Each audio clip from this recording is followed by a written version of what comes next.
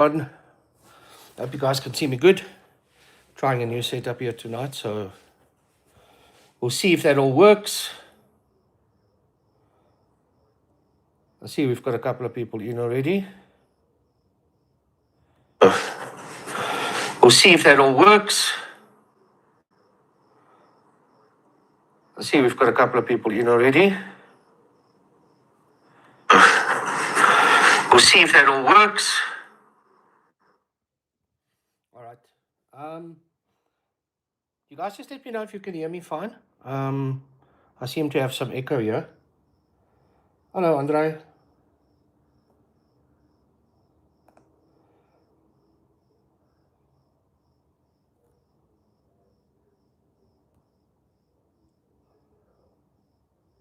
I hope you guys can hear me.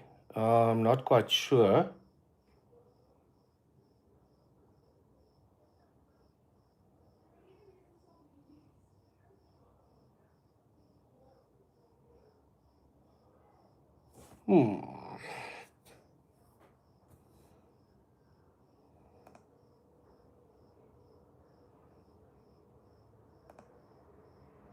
Okay, great. Bye, donkey, Andre.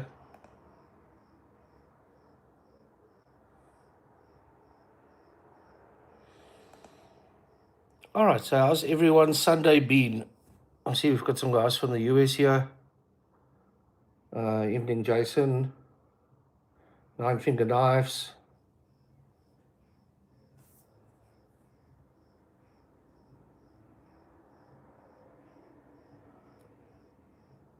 Hello, Brian. Hope you're well.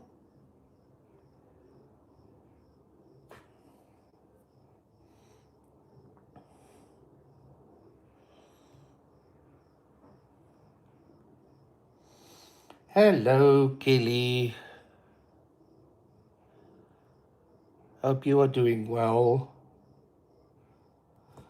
Just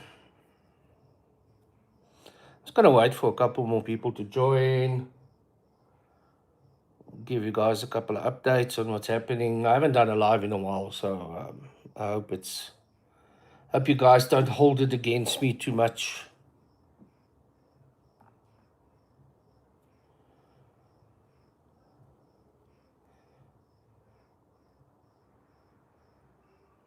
Kelly and Brian, how's it going down in? Oh, sorry, how's it going up in Florida? It's up for me, down for you guys.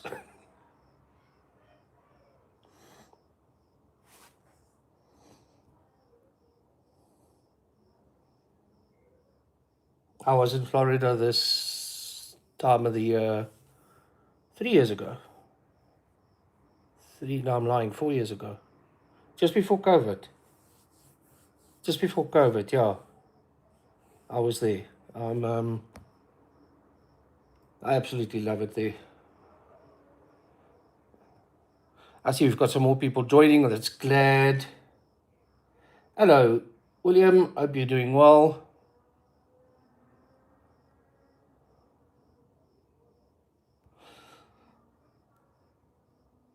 All right, so I think we can almost get going. We've got some.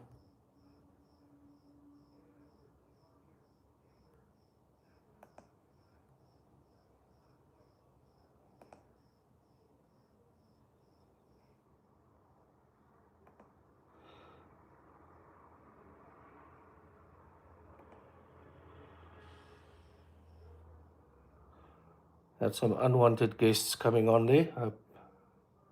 All right, so guys, so let me give you an update on what's happening. I don't know. I'm gonna try and be. I'm gonna try and be as.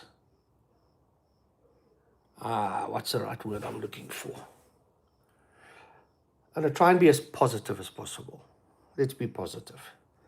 So, 2025 has been a pretty difficult year, I think, from a lot of ways that a person looks at it. I think whether you're looking at it from a business perspective, from a personal perspective, I don't know. 2025 for me seemed like it was a little bit of a I don't know, it was a little bit of a difficult year. And from what I'm seeing and from what I'm hearing, I get the same. So I don't know if you guys agree. Maybe if you guys want to share your thoughts, I think it would be interesting to hear your thoughts on it. What you guys think of how's 25 been treating you guys. I know for me it was a bit tough for multiple reasons, and hence I wanted to do the live. I want to try and do a little bit more, obviously, but I'm not always getting to it. It's been really hectic. So 25 for me, if I have to reflect back on this year so far, we had a tremendous amount of production issues. We had, and when I refer to issues, I mean delays, not issues. The quality of the stuff that we put out has been phenomenal, and we just had a tremendous amount of delays. There were so many damn delays that stuff came late, and I mean the Blood Eagle was around a year late from when we wanted to originally launch it. All of the other stuff that we wanted to bring out, we did do the Impala Hunter, which did very well. That's totally sold out. But it was a difficult year for the custom market that we wanted to go into. And when I say we, obviously I mean the business. So there's a couple of things that I think I've learned. There's a couple of things that I think I've learned this year is that I think you need to be very clear on how you want to tackle this market. I did a very, let's call it dramatic live last time, about the what I want to do and the positiveness around it and what we want to try and achieve and all kinds of stuff like that. And I think we're on our way, but it's been quite difficult. So what does this mean? Unfortunately, because steel is not closing, so don't worry about that. We're continuing on. There's no major issues with it. So Pickle Steel is going to go on as we are. We are going to, I guess, slim down a little bit on some of the models that we've got. I'll share with you some of my personal favorites and what we want to do. And we're also going to start slimming down a little bit on some of the customs, just to kind of give it a bit of time so everything can just settle around what we want to do there.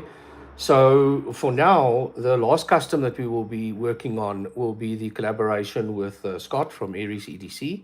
And that will be the last one that we will be working on for now. We're not going to do a rerun of the Capolavaro or the Rhino for now. We're also not going to do a rerun of the Warhog. We've put the Typhon on hold. And we're going to focus on a couple of things that have been doing really well. So I think for now, the major thing that we want to focus on is just getting some of our logistics back in order, because that this year has been absolutely crazy. So you would have known, if you've been following Pickle Steel, you would have known that we've had some, or would have seen we've had some issues with importing. How's it, Matt? Evening, CJ. We've had a lot of issues with importing stuff and transport and flights and all kinds of nonsense like that, and it's really become a bit of a problem where our major manufacturers that sits in the US, in Asia and in China, it's really difficult sometimes to get a lot of the information and the stuff here in time, and our stock has been delayed, and there seems to be a logistical bit of a nightmare going on for a lot of the people, and especially in my industry. It looks like the bigger guys are somehow managing. I think they're doing okay. I think it's because of the logistics and stuff. So what we want to do is that we're going to focus on South Africa, the home base. We're going to focus on all of the customers that we've got here, where we started the business, etc. Unfortunately, what that also means is that I'm going to have to put a pause on the US. Kelly did a phenomenal job in assisting me and helping me get the name out there, helping us distribute knives, helping us get more and more name out there. The guys that were on the doing the reviews, Casey, Scott, DBD, Chris Warren, all of the guys out there. There's been so many people that have been so friendly towards the business that I think it's something that we're going to have to look at. How do we redo it? So the reality is that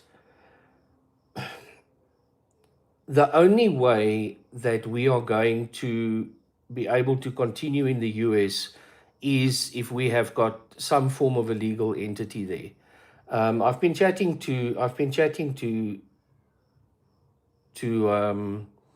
Kelly, and it's going to be really difficult with the cost and the new things that is involved to be able to continue the US distribution. The cost that's involved to do this and the new requirements that has been put in place makes it almost impossible for a small business like us to try and, or a smaller business like us to try and make a success of this.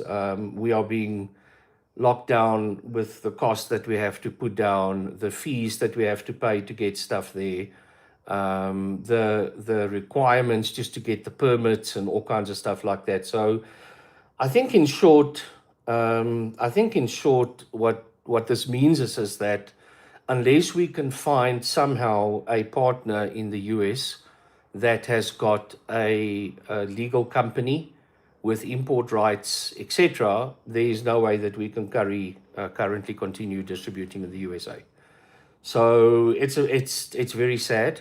I think it's sad that the political landscape of the world is shaping how businesses is allowed to operate. And I think that's what's I guess the sad part for me. I am confident that I think we'll get it right and we'll get it going again, but I think it's going to be very difficult to do. I'm not quite sure how we're going to do it. As I said, I've looked at all of the different requirements that there is. I have to set up a LLC or a sole. I have to have firstly, I have to have a legal address in the US. I have to then be registered as a business or as a sole proprietor. Then comes all the import permits and all kinds of stuff. And they've added so much red tape to importing stuff into the US legally. Obviously, I can get anything there illegal if I want to, but I mean that's just stupid. I mean, if you get caught with that stuff, you're going to be in big trouble. So I don't want to take a chance. I really, really don't want to take a chance. How's it, Gareth? By doing that, and until we find a way to do that, unfortunately, we're not going to be able to trade in the US anymore. I need to find a company there that is willing to partner with us. I don't have the necessary means to set up a company in the US. It's just going to cost too much. So I need to find someone that can potentially reach out and see if we can partner around this and we can get the distribution going again. Obviously, Kelly is doing a great job with the distribution when there was, and obviously with the stuff that is still there. We are going through all of the different orders that have been placed. The majority of them have already been refunded or arranged for stock to get there.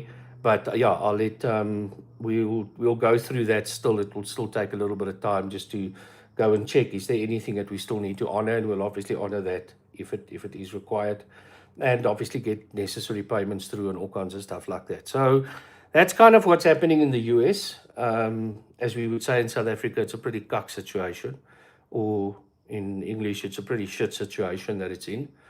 Again, stating it explicitly that the political landscape of people is manipulating how businesses is allowed to trade. I think it's absolutely ridiculous and it's very sad. But as a small business, I can't afford to trade in the US anymore. So unless we get a partner in the USA, there's nothing I can do. So we'll see what we can do around that. The second thing that I wanted to share with you is the focus that we want to put on for next year. So rather than doing a lot of customs, etc., we are going to, obviously, as I said, we are going to continue with the Scott / Aries EDC collaboration. It's just going to take a while. And then, of course, obviously, when it's finished and the prototypes are done, and I need to figure out how to get it into the US. That will be another story, but yeah, we'll get there. But I want to focus a little bit more around what we've been doing really great and do it even more. What that means is that we've had a couple of models that have done exceptionally well, and we want to continue building on it. For those of you that know the Ghost is by far the best-selling knife that we've ever had. We've had it available in black with black and silver, all black. We've had sprint runs done in red. We've had the jade sprint runs done. And at this stage, it looks like we might want to do another 1 or 2 different sprint runs with the different colors. And for those of you that don't know what the Ghost look like, this is the Ghost.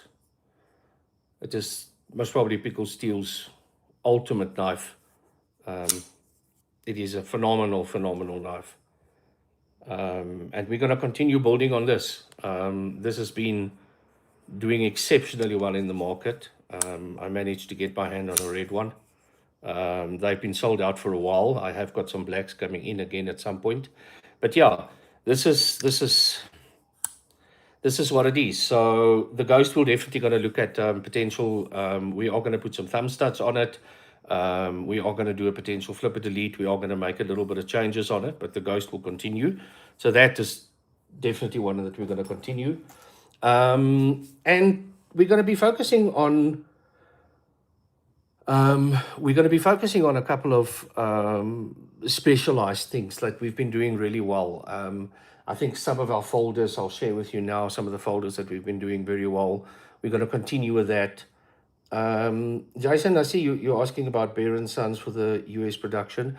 The problem is unfortunately that the companies in the US, and I did explore it, are, believe it or not, very expensive in my budget range to produce.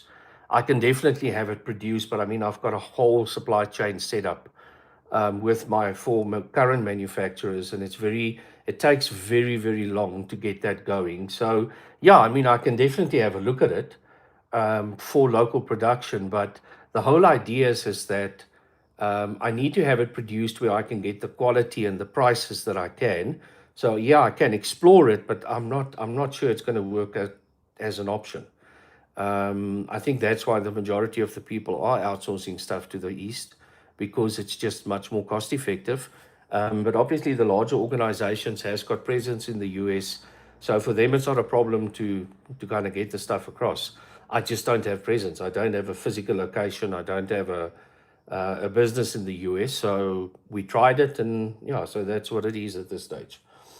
Other things that we want to focus on is getting some of the models that have been doing really well and doing certain alterations on some of them. Focusing still on the budget line, there will be a couple of high-end knives coming in.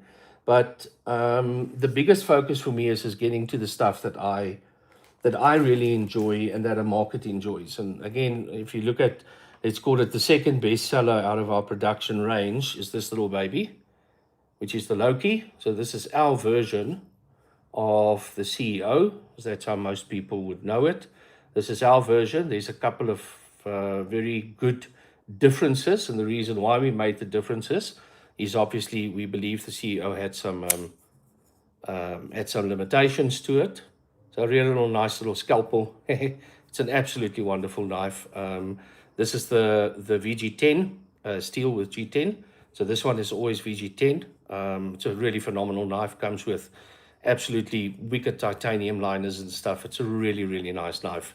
So yeah, this for me is still one of our best sellers. So I want to continue on this range. We've got the what we call the Lava G10. We've got the Dragon Scales G10, and then we've obviously got the titanium versions as well, and the newly green anodized titanium version as well. So full TI version with a VG10 blade. Absolutely, sorry, wicked little knife. Have a nice epic fail there. But yeah, this is a cool knife. This is hey, what the hell am I doing here? I need to get There we go. That's better. So the Lokis, we're going to continue quite a lot. We are looking at a couple of variations of it. It's just something that has really been very popular. It's a very nice gentleman's carry, and it can work exceptionally hard. There's a lot of people that truly believe in this as a work knife, and it's very, very cost effective. So these are going to definitely continue.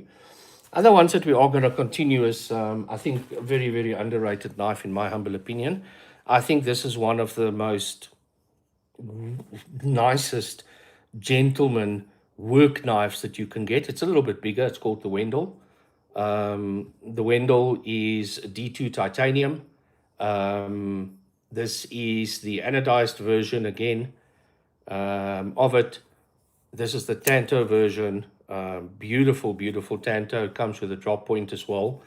And I've got a lot of farmers up in South Africa, in one of our northern provinces, they believe in this. The whole town basically almost really uses this on the farm, because apparently it's actually the perfect little tool on the farm. It's small enough to go and do some digging. It's a D2 blade, so you're going to get some serious. This is an amazing, amazing knife. So I'm actually very impressed with the way that the Wendell has been doing. The Wendell has got it's very close to my heart. The Wendell is also the nickname for my wife. That's why it is named. It is one of the most popular knives as well that we've got. We can hardly keep up with stock, but it's a phenomenal knife. We've got the Tanto and the drop point. So these we want to continue, maybe do a couple of variations on them, etc. And then another one that I thought I'd show you, which I believe not a lot of people are aware of, and I really personally want to punt this a lot more. This is called the Submarine. It comes in 9CR18 currently. We are looking at potentially changing some of it. It's a smallish knife, I'd say, for small to medium. It's definitely not a large knife. This is something that I don't think a lot of people are aware how awesome it actually is. So let me start by showing you a couple of things. So firstly, you've got the flipper with your jimping on it, so it makes it very, very easy to get out. Obviously runs on bearings. Beautiful little, almost like a drop point pen blade. Comes with a beautiful little hollow on here. Nice blade stock, very, very nice. If you look at the pocket clip, exceptionally deep, well, really deep carry. Currently only one side, but we are looking at potentially reversing it. If you look at the liners itself, the liners have got a little bit of, let's call it etching or jimping on it. And the reason why is for grip. So when you look at actually gripping this knife, your bottom finger is either going to go there or there, and in here it will actually give you that extra grip. It fits phenomenally into the hand, and this is something that I don't think a lot of people are aware of. The reason why it's called the Submarine is obviously the shape. Looks like a little submarine there. So I really love this. Adrian, I see Adrian has joined. This is his favorite knife. I know that for a fact. I think it's a lot of people's favorite knives, but I don't think they realize what they're getting in a knife like this. So these are the ones that we really want to move forward with and actually continue quite a bit on. There's one or two things that I want to do around this. But these are some of the ones that we really want to focus on. So the Ghost, the Lokis, the Wendells, and obviously all the other models as well. So they will be there.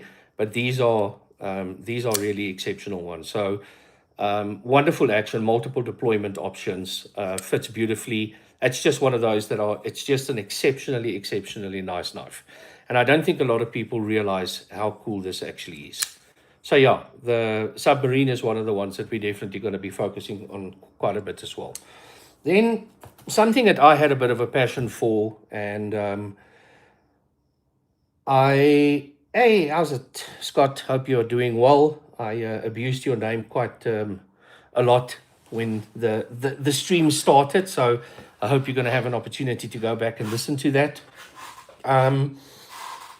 So one thing that I've got a bit of a passion about as well is multi-tools. You would have seen I launched the Thing Pro recently. I'll show you now what that looks like. The reason why I did it is in South Africa, was one of the biggest, now I need to be very careful. I was one of the biggest distributors of another very world famous brand of multi-tool. And at some point, the company actually stopped me from distributing. They actually didn't want to supply me anymore. And the reason that they said is that my prices were too low. They said I am selling it too cheaply. I am hurting the market out there, and the retail market is seeing the prices that are so low. So they stopped from doing that. And since that day, I decided, you know what, I've got a bit of a I've got a bit of an issue with a multi-tool. So I looked at some of my manufacturers, and I found one that is actually really good at doing multi-tools. And I couldn't think of a proper name. So I launched what I called the Thing, um, because it's just a thing. And the Thing had a couple of models. There was the Thing 1, 2, 3, up to model number 8. And it did exceptionally well. And believe it or not, I do not think I have in 3 years once had a comeback on it. Not one. And I think that speaks to it. And obviously, the other thing is it is exceptionally economical. And I'll share with you now just around this one as well. So I decided that I don't want to have too many models anymore. It's becoming quite difficult to maintain and make sure that we keep up with when we make a change and all the different models has to change. So I decided that we want to actually get a new one going, and I called it the Thing Pro. Now, the reason why it's a Pro version, it has been upgraded on materials. There's multiple colors available. And so far, I must say, the feedback that I have received has been incredibly well. So what I want to show you now, and maybe just to put it into context for the US guys, what I want to show you now is around a $35 to $40 multi-tool. It's a 25 in one. And these were launched very, very recently with in the South African market, and they have been doing exceptionally well. So first thing, very, very strong nylon. It's 1,200 nylon pouch with the belt loop just as a carry. The other thing that we also did is we gave it a pocket clip as well. Now, a lot of people said it looks very similar to a Leatherman Signal. Yes, it does. But there's a couple of really, really big differences. So as we know in the world, when something looks like something else, the whole world goes into they fucking drop their panties and, oh no, look, it looks like you just copied another one. No, we didn't. So just so if the people do say something, that you do kind of know what that is about. So let me show you what this looks like. So firstly, in the pouch, you also get that. And what I've put in here is 8 bits that you can utilize in your multi-tool as well. There is 2 places that it will fit in.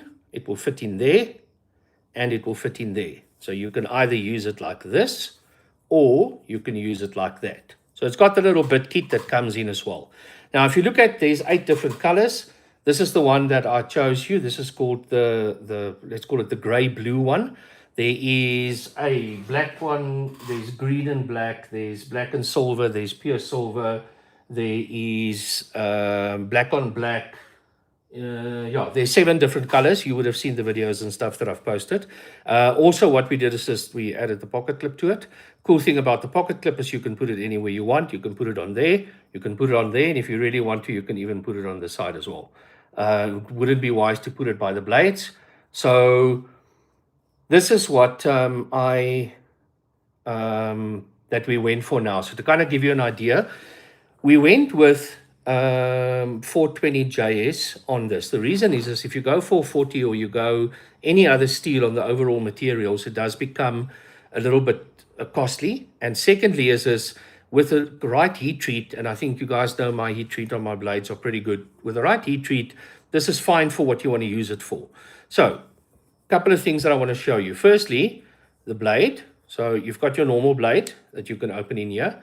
But what we also did is it's got a liner lock.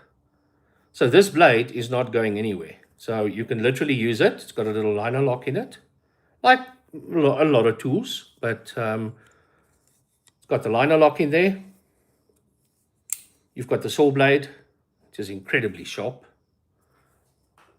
That you also have the liner lock in there. You've got in here a little fire starter with a ferro rod that you can use if you choose to start your fires like that. You've got the carabiner on here that you can use to hook, or you've got the pocket clip, and you've got the pouch as well. Now, when we open it, a couple of things that you will realize or notice. Number one is the way that the ergos have been put together on this side and on this side. And the patterns are very, very different to some of the other ones, specifically so it gives that character to the blade as well. Now, what you'll see is this, it's got the needle nose pliers on it, which is actually pretty cool. It's got the bigger pliers where you can actually grip onto it. It's got the replaceable wire cutters, which you can see on here, and obviously easily to use in your hand. Fits like a very, very nice normal tool. It's not that heavy, but it's really, really nice that you can utilize it. Now, what have we also done on this? So what I want to show you is a couple of the tools that we put on this side. So to do that, I want to do it like this. Okay, so just for easier so you can see. So there's 4 tools that is in here ultimately, and let me just get them out quickly. So there's 4 of them that is in here. You've got your can opener, you've got your sewing needle, very, very sharp if you need to use that. You've got your little file with the what do you call it, a little flat. You've got your can opener with a flat in as well. But what we've also done differently is, well, like other guys, I would guess, is it locks. So this is not going anywhere. We've actually locked it. You've got the lock at the back that you press, which unlocks it. So when you use your tool, you can actually use one at a time and it will actually lock it. So small little, I think, touches that makes this, in my opinion, a really, really handy tool. Now, again, 25-in-1 ultimate tools and features. And if you think about this, in South Africa, we launched it at 600 Rand or 595. It's the normal price was 695, and depending on the currency, it might move up to 795 in South African Rand. That would mean that in US, it is between $30 and $40 maximum. To kind of give you an idea, the equivalent of, so I don't know what multi-tools cost, but I think this is cheaper than a Gerber. It's definitely cheaper than a Leatherman. And I've always been a great fan of trying to put this on. So I'm very chuffed with the way that it came out. I think it came out exceptionally well. I think it's quite ergonomic, it looks beautiful. And I think it's really something that I think a lot of people can consider. The first batch that we had in South Africa has already been sold out. And I like it. I think it's something that anyone wants. I think a lot of people got it now as gifts for their spouses for Christmas. So we'll see some of the feedback. But so far, I've been very happy with the feedback that I've gotten. So that's in the long and the short. It's not going to be a long live tonight. That's the long and the short of what I wanted to kind of share with you. So to summarize again, I'm going to continue the custom collaboration between Aries EDC and ourselves. That will be the primary focus moving forward. The Karambits production has all been complete. We might do another run of the Impala Hunter. We definitely got to change the Ghosts colors and adding thumb studs in there as well. Going to focus quite a bit on the Submarine and see if we can do a couple of variations of that. And the Lokis and the Wendells is going to be a big focus. Also, so will all of the other 60 blades or 60 items that we've got, or 70 different models. But we are going to be focusing quite a little bit on a couple more as well. So that's the news. USA is on pause I'm not going away. I'm still here. We are going to look at what is the options that we can do the best for to get our items back into the US. Yeah, unfortunately, the requirements have become so strict to be able to import into the US legally. Again, I state that I don't want to do things illegally. I can get stuff illegally in there tomorrow if I want to, but I don't want to. That kind of defeats the purpose. We want to do it the right way. And unfortunately, the new regulations is just not allowing us to do that. So thank you for the USA guys for your support. Please stay in touch. You will hopefully see some things happening. Scott, I'll be in contact with you so we can continue our collaboration. Hopefully a lot of the transport issues have been solved and the logistical issues have been solved over the new year. I am going to try and do a live again before the Christmas. We are going to do a giveaway or two.